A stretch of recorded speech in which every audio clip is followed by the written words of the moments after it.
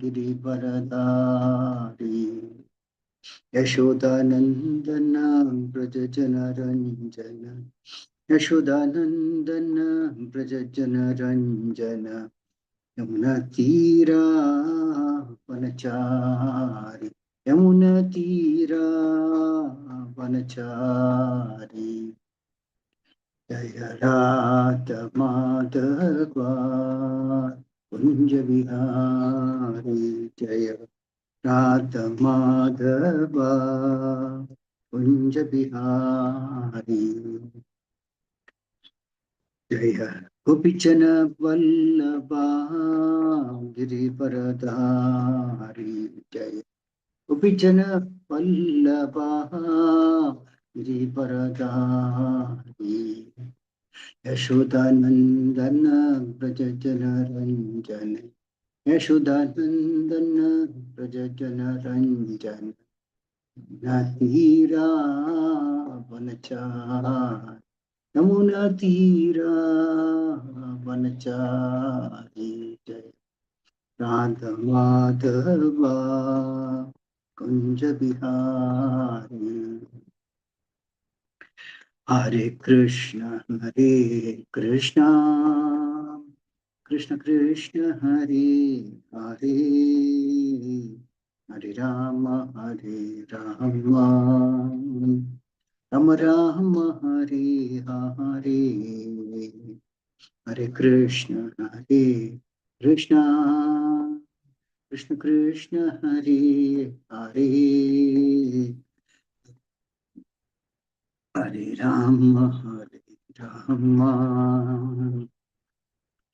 Ram Ram Hare Hare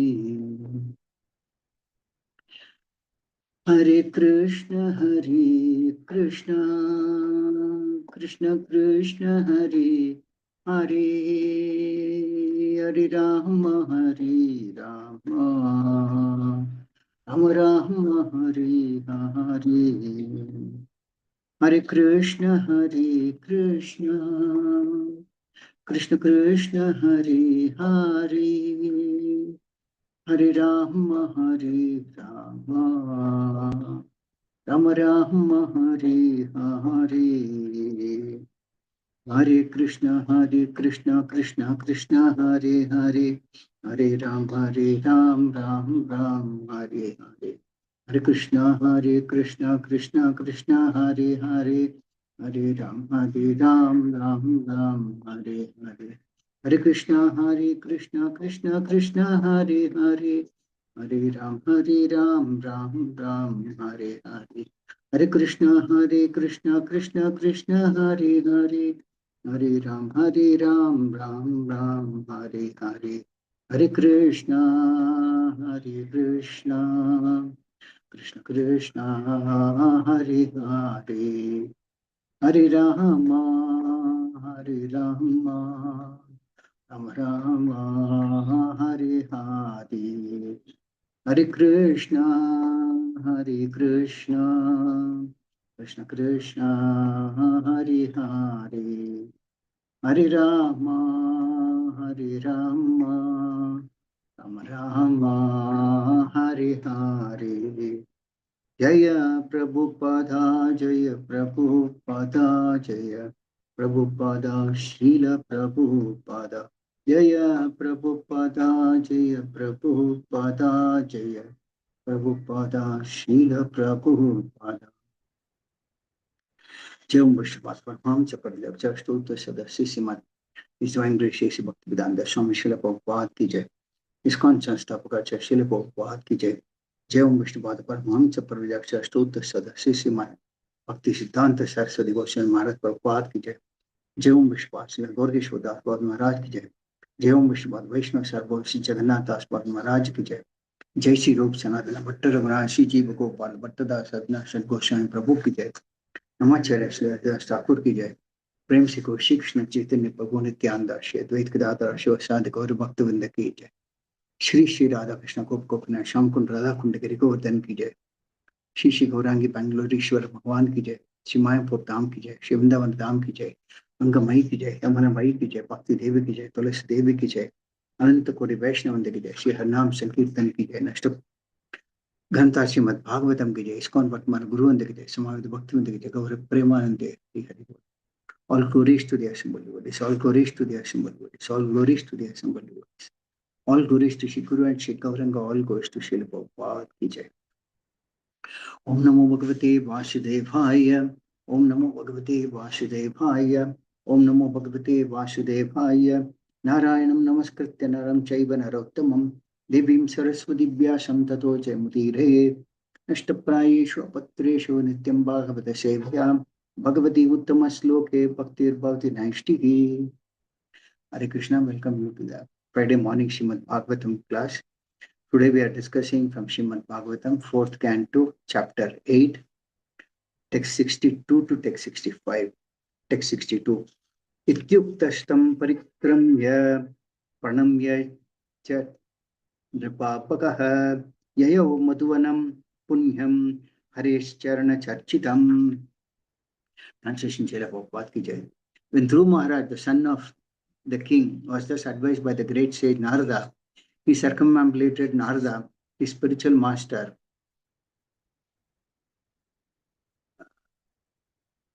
and offered him respectful obeisances.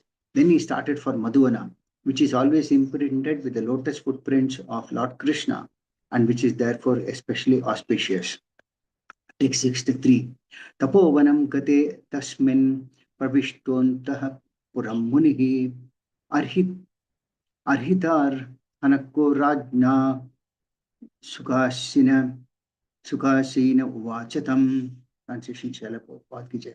After Dhruva entered Madhuvana forest to execute devotion service, the great sage Narada thought it wise to go to the king to see how he was faring within the palace. When Narada Muni approached, the king received him properly, offering him due obeisances. After being seated comfortably, Narada began to speak. Text 64. Narada uvacha Rajan kim dhyayase dirgam mukena parishusyata kim va na rishyate kamo dharmo vartena samyudaha. Translation Srila Prabhupada ki jai. The great sage Narada inquired, "My dear king, your face appears to be withering up, and you look like you have been thinking of something else for a very long time. Why is that? Have you been hampered in following your path of religious rites, economic development, and sense gratification?" The four stages of advancement of human civilization are religiosity, economic development, sense gratification, and for some, the stage of liberation. Narada Muni did not inquire from the king about his liberation, but only regarding the state management, which is meant for advancement of the three principles: religiosity, economic development, and sense gratification. Since those who engage in such activities are not interested in liberation, Narada did not inquire from the king about this. Liberation is meant for persons who have lost all interest in religious, ritualistic ceremonies, economic development, and sense gratification. Text 65. Rajovacha Suto me balako brahman streineka karunatmanha nirvasitah panchavarshaha Sah Matra Mahan Kavihi. Translation Srila Prabhupada ki jai. The king replied, "O best of the Brahmanas, I am very much addicted to my wife, and I am so fallen that I have abandoned all merciful behavior, even to my son, who is only 5 years old. I have banished him and his mother, even though he is a great soul and a great devotee." Purport Srila Prabhupada ki jai. In this verse, there are some specific words which are to be understood very carefully. The king said that since he was very much addicted to his wife, he had lost all his mercy. This is a result of becoming too much affectionate towards women. The king had two wives. The first wife was Suniti and the second was Surichi. He was too attached to the second wife, however, so he could not behave well with Dhruva Maharaj. That was the cause of Dhruva's leaving home to perform austerities. Although as a father, the king was affectionate towards his son, he minimized his affection for Dhruva Maharaj because he was too much addicted to the second wife. Now he was repenting that both Dhruva Maharaj and his mother Suniti were practically banished. Dhruva Maharaj went to the forest, and since his mother was being neglected by the king, she was therefore also banished also. The king repented, having banished this his boy, for Dhruva was only 5 years old, and a father should not banish his wife and children or neglect their maintenance. Repentant over his neglect of both Suniti and her son, he was morose and his face appeared withered. According to Manusmriti, one should never desert his wife and children. In a case where wife and children are disobedient and do not follow the principles of home life, they are sometimes given up. But in the case of Dhruva Maharaj, this was not applicable because Dhruva was very well mannerly and obedient. Moreover, he was a great devotee. Such a person is never to be neglected. Yet the king was obliged to banish him. Now he was very sorry. ज्ञानतिमिरान्तस्य ज्ञानाञ्जनशलाकया चक्षुर्मिलितं तस्मै श्रीगुरवे नमः श्रीचैतन्यमनोभीष्टं स्थापितं येन भूतले स्वयं रूपकदा मह्यं ददाति स्वपदान्तिकं वन्देऽहं श्रीगुरो श्रीयुतपदकमलं श्रीगुरुं वैष्णवांश्च श्रीरूपं साग्रजातं सगण रघुनाथान्वितं तं सजीवं साद्वैतं सावधूतं परिजनसहितं कृष्णचैतन्यदेवं श्रीराधाकृष्णपादान् सगण ललिता श्रीविशाखान्वितांश्च हे कृष्ण करुणा सिंधु दीनबंधो जगतपते गोपेश गोपिका कांता राधा कांत नमोस्तुते तप्त कांचन गौरांगी राधे वृंदावनेश्वरी विश्वपानुस्ते देवी प्रणमामि हरिप्रिय वाञ्छाकल्पतरुभ्यश्च कृपासिन्धुभ्येव च पतितानां पावनेभ्यो वैष्णवेभ्यो नमो नमः। जय श्री कृष्ण चैतन्य प्रभु नित्यानंद श्री अद्वैत गदाधर शिवासादि गौर भक्तवृंदा हरे कृष्ण कृष्ण कृष्ण हरे हरे हरे राम राम राम हरे हरे मोहं करोति वाचालं पंगुं लङ्घयेत्कृपातमहं वन्दे श्रीगुरुं दिनतारणं परमानन्दमाधवं Shri Chaitanya ईश्वरम्।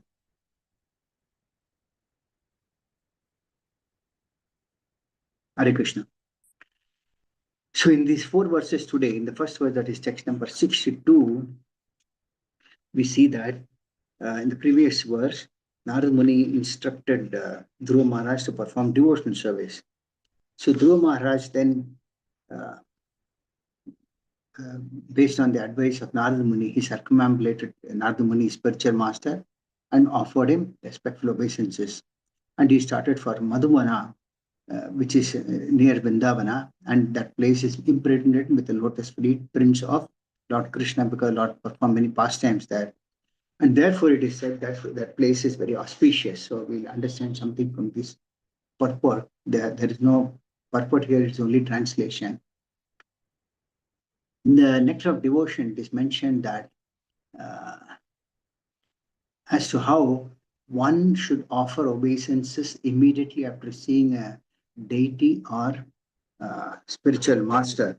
One should not refrain from offering obeisances whenever one sees a spiritual master or deity, or when one leaves the spiritual master for some mission or the deities. So Dhruva Maharaj offered he circumambulated Narada Muni and offered his obeisances before leaving. Then he started for Madhuvana, where it is said that that place is imprinted with the Lord's footprint, and therefore it is very, very auspicious. I mean, wherever the Lord places his lotus feet, that place is very auspicious. Since I have touched on these lotus feet subjects a couple of slokas before, I'm not touching that now. Text 63. So after Dhruva Maharaj entered the Madhuvana forest, it's mentioned to execute devotional service, the great sage Narada thought that it was wise to go to the king and see how he was faring. So when Narada Muni approached, the king received him properly. He also offered his obeisances. And then after being seated, Narada Muni began to speak. So there is a quote in the Bhakti Rasamrita Sindhu about the prayers of the Nagapatnis in the 10th canto of Srimad Bhagavatam, which says that the Nagapatis say, "Dear Lord, the dust of your lotus feet is very, very wonderful. Any person who is fortunate enough to achieve this dust does not care for heavenly planets, lordship over all the planetary systems, the mystic perfections of yoga, or even liberation from material existence." In other words, anyone who adores the dust of your lotus feet does not care for all the perfectional stages. That means one who attains the dust of the lotus feet of the Lord, he does not care for any other thing, like not even for liberation or mystic perfections, etc. Another quote that in Srimad Bhagavatam, that when Akrura drove Krishna from Vrindavana to Mathura, he saw the footprints of Krishna on the land of Vrindavana. And the moment he saw the footprints of the Lord, his ecstatic love for Krishna increased so much that his bodily hairs stood up. His eyes became overflooded with tears. And that ecstasy, he jumped out of the chariot and fell down on the ground and began to chant, "How wonderful this is! How wonderful this is!" Akrura was also a great devotee of the Lord. So when he saw the lotus footprint of the Lord, he immediately came to ecstasy. Similar, these things were expressed by gopis when they were going to the bank of Yamuna and they saw Krishna's footprint in the dust. So when Krishna walked on the ground of Vrindavana, the mark of his soul would be imprinted upon the dust of the land. The gopis would be overwhelmed simply by seeing at those marks on the ground. In text number 63, yeah. Then Narad Muni thought it would be wise to go and see the king. So he went. The king received him properly. He offered his obeisances, and after that, Narad Muni started to speak. So Narad Muni inquired in text number 64. Narada asked, "My dear king, your face appears to be withering up and looks like you are concerned about some subject matter for a very long time. Have you been hampered in the path of religious rights, economic development, and sense gratification?" Whenever a saintly person visits a king in a palace, he always inquires about the prosperity of the state, how things are, how the state people are practicing religiousness, how is the economic development, and how is the sense gratification. Because it is mentioned in the Shastra that there are four aspects of any civilization, human civilization, that is religiosity, for which people, the purpose of religiosity is that people want economic development. And when economic development takes place, they then start looking for sense gratification.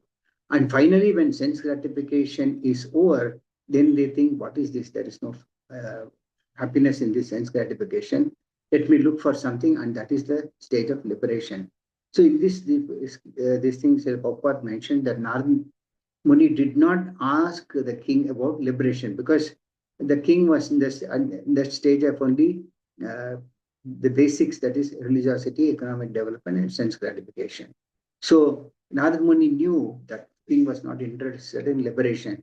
And the Srila Prabhupada mentions that liberation is only meant for those who have lost all interest in religious ritualistic ceremonies, economic development, and sense gratification. That is the last stage. So as long as people are engaged in this sense gratification, etc., they will not be interested in liberation. Then we go to text number 65. In text number 65, the king said, "O best of the Brahmanas, I am very much addicted to my wife, and I am so fallen that I have abandoned all merciful behavior, even to my son who is only 5 years old. I have banished him and his mother, even though he is a great soul and a great devotee." So here there is a mention as to what happened to King Uttanapada. He had two wives. One was Suniti and the second was Surichi. From Suniti was born Dhruva Maharaj, and Surichi had another son. So the king was afflicted to his second wife. In the process, he started neglecting his first wife, Suniti, who was very honest and committed and chaste to King Uttanapada. And from them was Dhruva Maharaj. And Dhruva Maharaj was also a great personality. And not only that, he was a great devotee also. So, due to his affection for his second wife, King Uttanapada lost his interest towards the first wife, Suniti, and her son, Dhruva Maharaj. And Dhruva Maharaj was only just 5 years old. So when Dhruva Maharaj wanted to sit in the lap of his father, the second wife discouraged him and asked him to get down. And Dhruva Maharaj got very, very upset. And when he went to his mother, she said that you have to perform a lot of austerities. So Dhruva Maharaj left the kingdom, and as a result of that, and even when his own mother was present in the palace, the king neglected her. So here in the purport it is mentioned that one should not neglect or one should not banish. It was as good as banish because she was neglected. one should not banish a wife or even a children, as per the quote from Manusmriti. This happened because King Uttanapada was attached to his second wife and his child. So there are a few quotes in this respect in Srimad Bhagavatam. It is said that one who is henpecked to his wife or women, they become a victim of so many circumstances. So in the second canto of Srimad Bhagavatam, there is a quote that the ass is an animal who is celebrated as the greatest fool, even amongst animals. The ass works very hard and carries burdens of the maximum weight without making profit for itself. So in the footnote, Srila Prabhupada says the ass is generally engaged by a washerman whose social position is not very respectable. Generally, ass is not considered very respectable and amongst the animals, but they are engaged by the washerman to carry some clothes. But ass doesn't know that he is carrying a load for the washerman. And the special qualification of the ass is that it is very much accustomed to being kicked by the opposite sex. So the ass always looks for sex, and then but it is kicked by the opposite sex. When the ass, then there is mentioned that the ass begs for sexual intercourse. He is kicked by the fair sex, yet he still follows the female for such sexual pleasure. So even though he is kicked by for demanding sexual pleasure, still he follows the female. The ass, that's ass mentality. So here the purport is mentioned that a henpecked man is compared therefore to an ass. The general mass of people work very hard, especially in the age of Kali.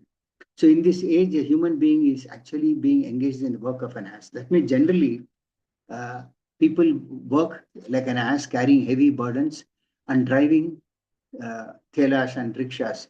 These thelas were there during Srila Prabhupada's time. We would see that there were not so many cars and all. So people would drive these thelas, like hand-pushed rickshaws. So Srila Prabhupada mentioned that the so-called advancement of human civilization has engaged a human being in the work of an ass. That means the laborers in great factories and workshops are also engaged in some burdensome work, and after working hard during the day, the poor laborer has to be again kicked by the fair sex, not only for sex enjoyment, but also for so many other household affairs. That means what happens is that just like an ass is kicked by its opposite sex when it demands sex, similarly, when a human being, he works like an ass throughout the day, and when he comes back home, he demands sex, but then he's kicked by the opposite sex. So Srila Prabhupada compares a current day human being civilization to that of an ass. And there is another quote that is mentioned in Srimad Bhagavatam, mentioned in the third canto of Srimad Bhagavatam, where we see the pregnancy of Diti. Kashyapa had two wives, Diti and Aditi, and here was a similar example where Diti was addicted to sex life, and at that time Kashyapa Muni was sharply focused in his meditation on the Supreme Lord. So Diti approached Kashyapa Muni for her satisfying her desire. So in the conversation, there is a mention before engaging in this affair, how Kashyapa Muni, though he was engaged in meditation, because he was not completely focused, he felt that he should glorify his wife. So he says in the third canto, 14th chapter, he says, "O Queen of the home, we are not able to act like you, nor could we repay you for what we have done, even if we work for our entire life or even after death. To repay you is not possible, even for those who are admirers of personal qualities." That means here Kashyapa Muni is glorifying his wife. And the reason is mentioned in the purport itself. So Srila Prabhupada mentioned that so much glorification of a woman by her husband indicates that he is henpecked or is talking lightly in joke. So Kashyapa meant that householders living with wives enjoy the heavenly blessings of sense enjoyment and at the same time have no fear of going down to hell. So a person who engages in illicit activities, they glides down to hell.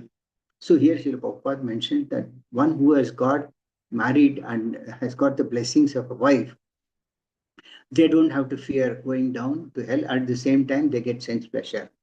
Then Srila Prabhupada mentioned that the man in the renounced order of life has no wife and may be driven by sex desire to seek another woman or another's wife and thus go to hell.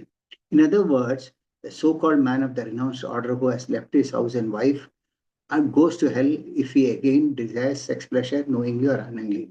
That means anyone who in the renounced order of life, also if he desires sex pleasure after leaving his house, uh, then he will also glide down to hell. So that is the condition of those who are desire of sense gratification.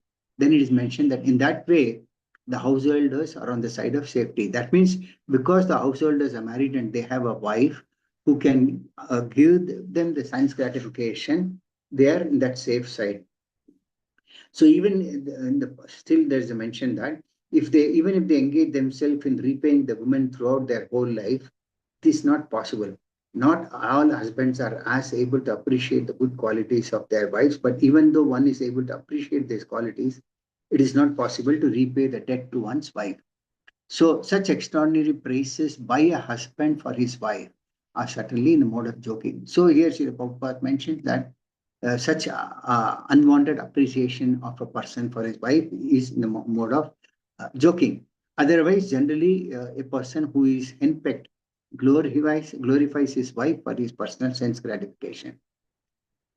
There is also a quote in the fifth canto of Srimad Bhagavatam. It says that to maintain proper social order and help the citizens gradually progress towards the goal of life, namely the spiritual understanding, the principles of Varnashrama Dharma must be accepted. From this verse, it is mentioned that Maharaja Priyavrata appears to have been so strict in maintaining his institution of Varnashrama Dharma that anyone neglecting it would immediately flee from his presence as soon as the king warned him by fighting or administering light punishment. Indeed, Maharaja Priyavrata would not have to fight, or simply because of his strong determination, they dared not disobey the rules and regulations of Varnashrama system. So the Varnashrama system is established by the Lord himself so that the human civilization gets purified. And this King Priyavrata Maharaj was so strong in his determination to see that nobody disobeys the rules and regulations of this Varnashrama system.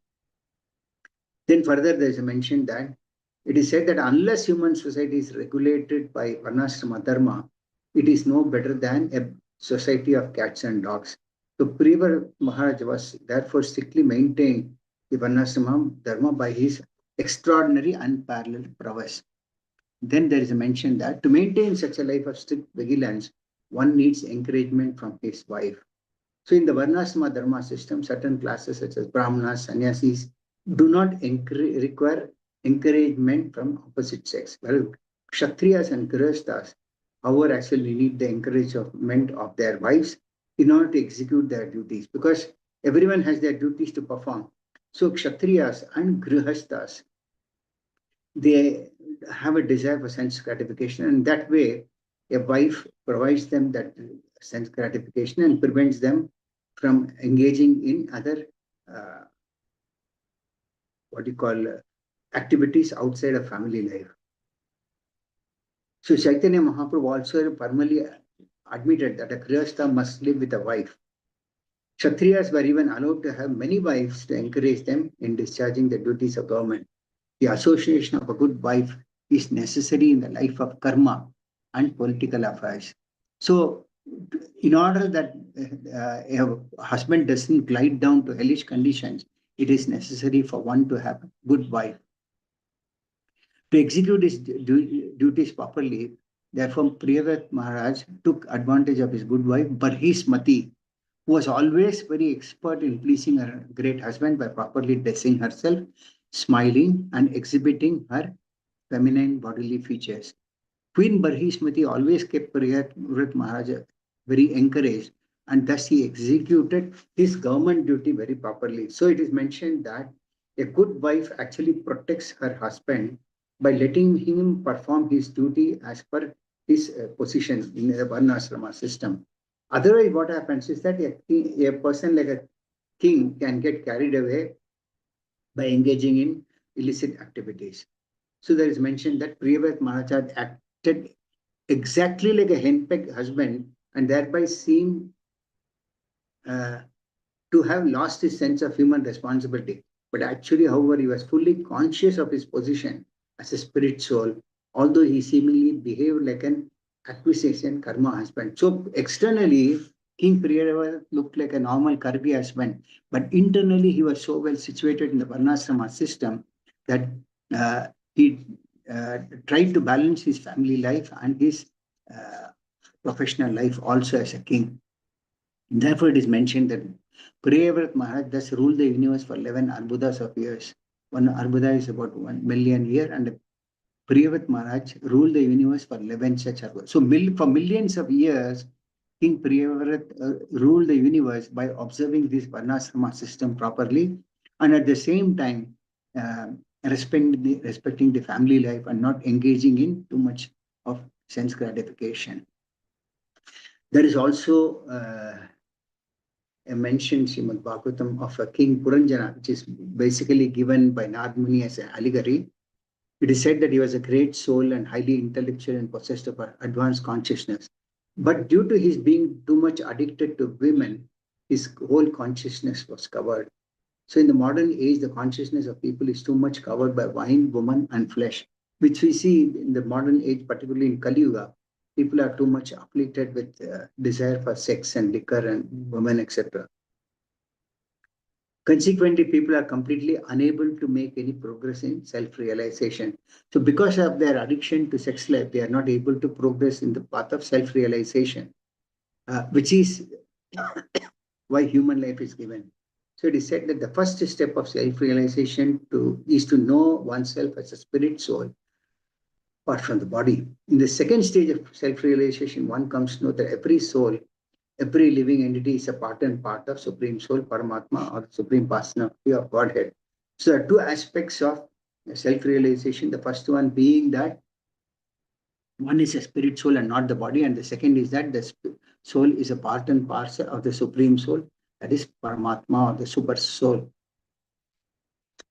Then in the fifth canto of Srimad Bhagavatam, there is a mention that for one who desires to advance in spiritual life, attachment to material opulence or attachment to a beautiful wife are two great impediments. That means one who has got a lot of material opulence and he has got a beautiful wife, these are two big impediments in the path of progress of spiritual life. Such attachments are condemned even more than suicide. I mean, people commit suicide when they get frustrated, but it is mentioned that the attachment to women and opulence is much more abominable than even a suicide. Therefore, it is mentioned anyone desiring to cross beyond the material nescience must, by the grace of Krishna, be freed from attachment to women and money. So, attachment to women and money are great impediment to one's spiritual life. And when Maharaja Priyavata became completely free from this attachment, he again could peacefully follow the principles advised or instructed by Narad Muni. Then there is a mention in the fifth canto itself in the summary of the 14th chapter.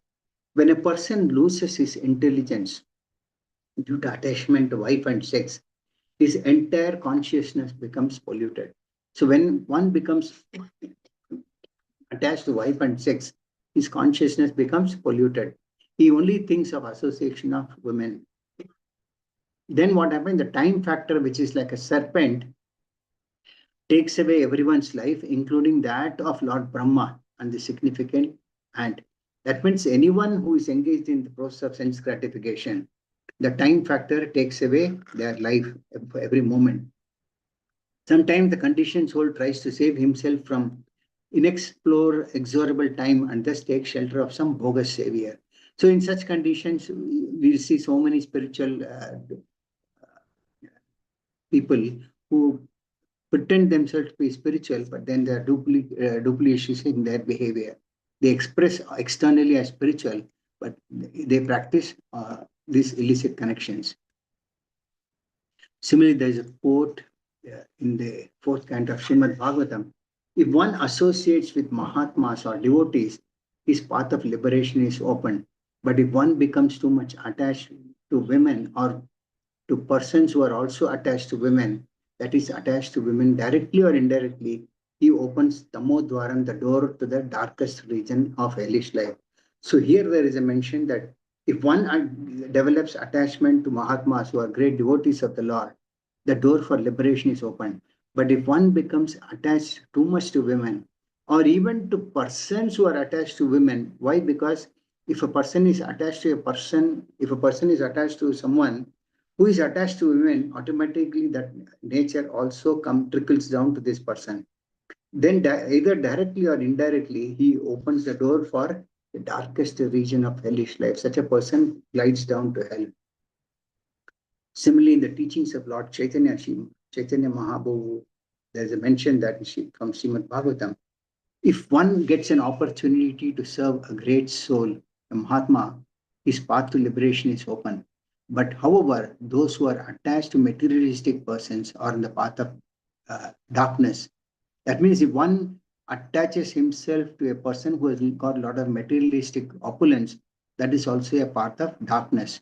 And those who are actually holy are transcendental, composed, peaceful, friendly to all living entities, and not subject to anger. That means those who are saintly person who take up to the path of devotional service, they are situated transcendentally. Mentally, they are very, very composed, and then they are very peaceful and friendly to all the living entities. And these type of personalities are not subject to anger. So simply by association with such holy men, one can become Krishna conscious devotee. And therefore it is said that indeed to develop love of Godhead, the association of holy devotees is needed. So we must always try to develop some association with devotees of the Lord, only by which association one can develop love of Godhead. It is said that as long as one does not develop love of Godhead, one has to remain in this material world. So the path of advancement in spiritual life opens for anyone who comes in contact with a holy person. And by following the path of the devotee, one is sure to develop Krishna consciousness in full devotional service. Then there is a quote in Chaitanya Charitamrita about Sanatana Goswami. The Lord informed Sanatana Goswami about the behavior of a devotee. He said the main point is that one should always stay aloof from unholy association. That is the sum and substance of a devotee's behavior.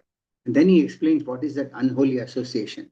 It is association with one who is too much attached to women and with one who is not a devotee of Lord Krishna. That means anyone who is not a devotee of Lord Krishna and one who is too much attached to women, one should not have association with such personalities. Then there is a mention that these are unholy persons. One is advised to associate with the holy devotees of the Lord and carefully avoid the association of unholy non-devotees. So one should, as far as possible, try to avoid association with non-devotees. And there's a mention that those who are pure devotees of Krishna are very careful to keep aloof from the two types of non-devotees. And then there's mentioned that one should give up all association with a person who is a playmate for women. For by associating with such an unholy person, one becomes bereft of all good qualities such as truthfulness, cleanliness, mercy, gravity, intelligence, shyness, beauty, fame, forgiveness, control of the mind and senses, and all the opulences that are automatically obtained by a devotee. A man is never so degraded as when he associates with persons who are too much attached to women. So here it is mentioned that when a person becomes too much attached to women, like we see in the case of King Uttanapada, he admits to Narad Muni that he has lost all his mercy because of his association with his second wife.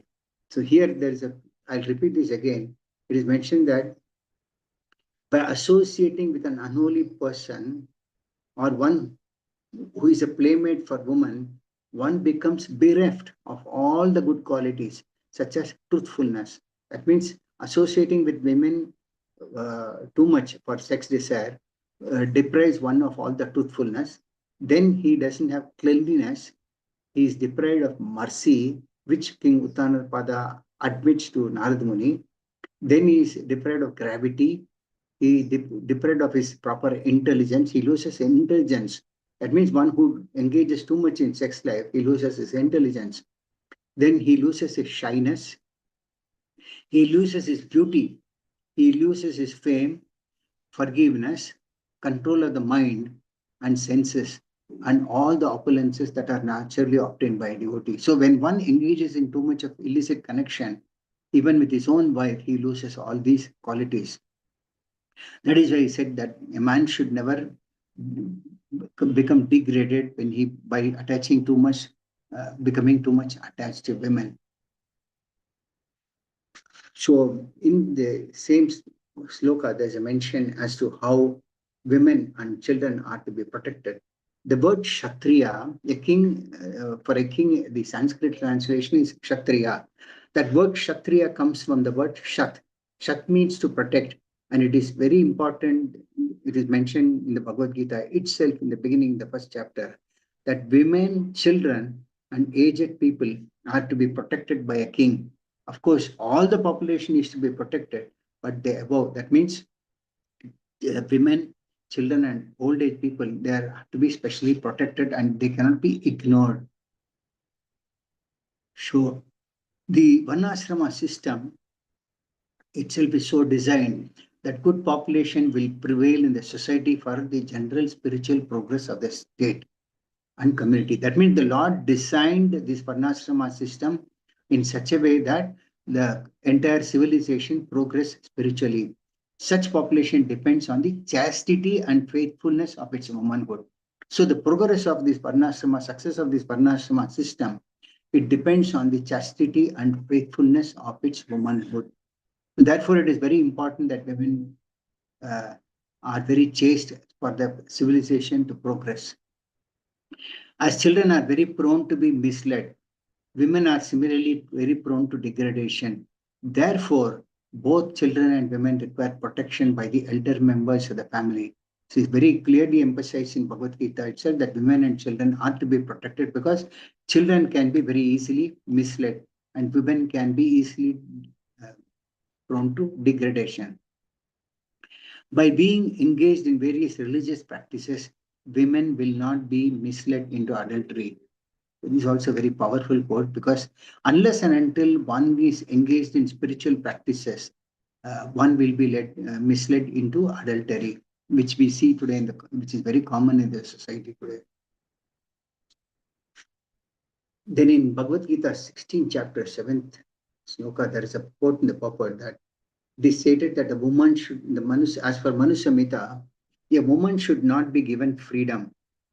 See, today we see that many women go outside for employment, and in the process, we see that many of them get engaged in interaction freely with men of with the opposite sex.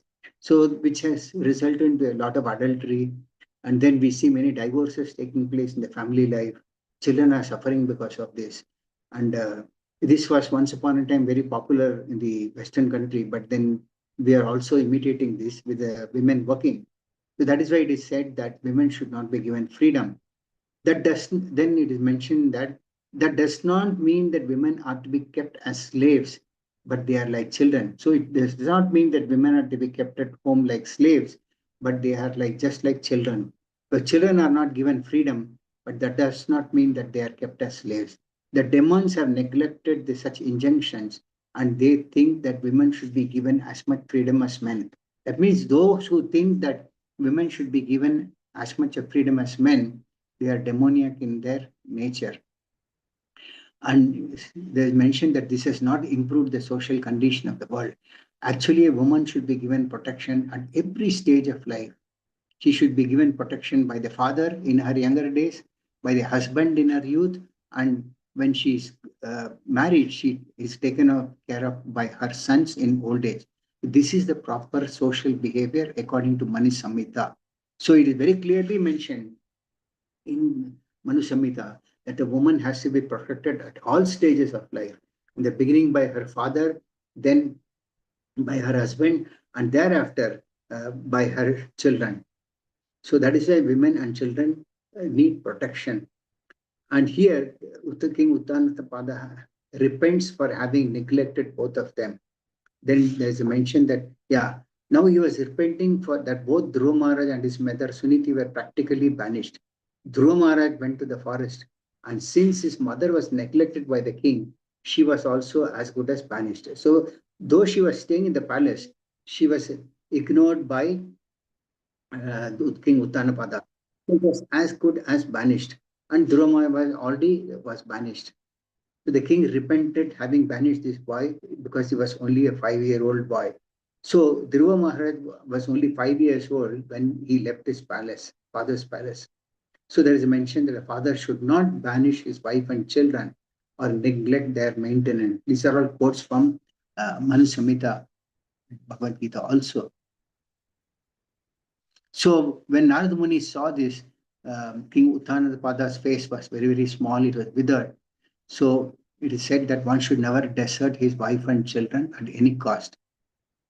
But in the case where wife and children are disobedient and do not follow the principles of home life, they are sometimes given up. So if wife and children do not follow the principles of a home life, then they can be neglected. They can be given up.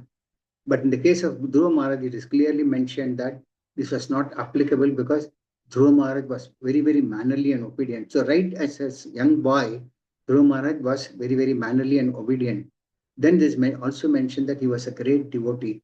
Such a person is never to be neglected. Yet the king was obliged to banish him. Now he was very sorry. So because King Uttanapada became addicted to his second wife Surichi, through King Uttanapada resulted in neglecting his first wife Suniti and then his boy also, Dhruva Maharaj.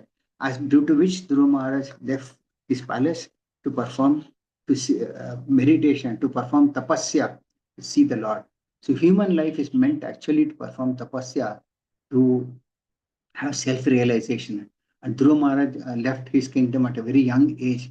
And we'll see in the further slokas how later he comes back and he's blessed by the Lord himself. And he's given a bigger planet called Dhruva Loka.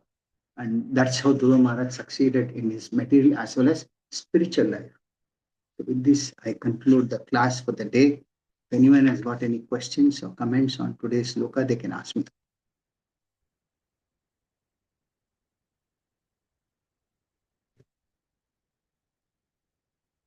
Hare Krishna Prabhuji.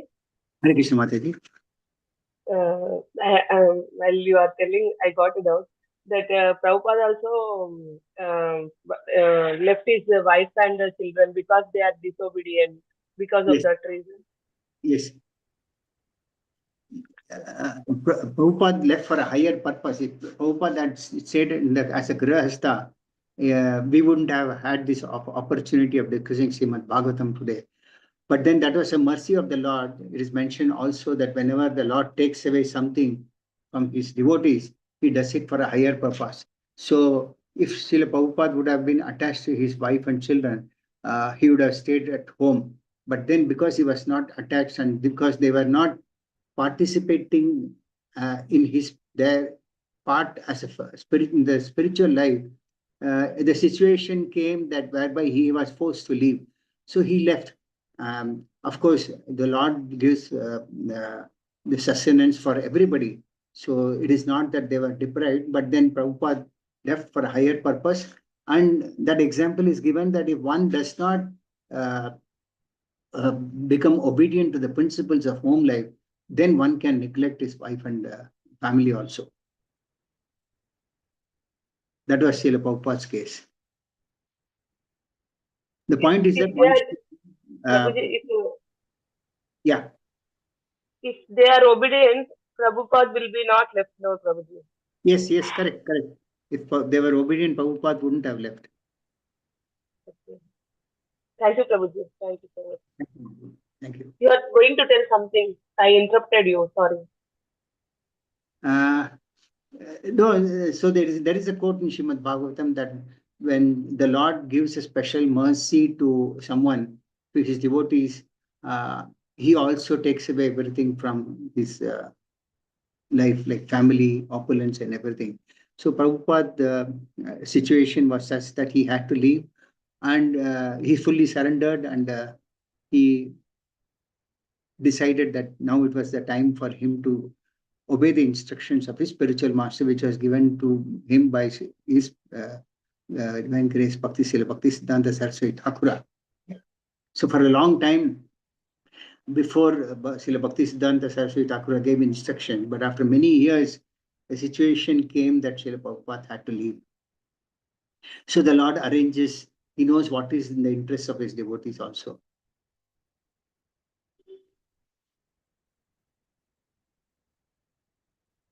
Thank you, Prabhuji. Correct. Thank you. Anybody else?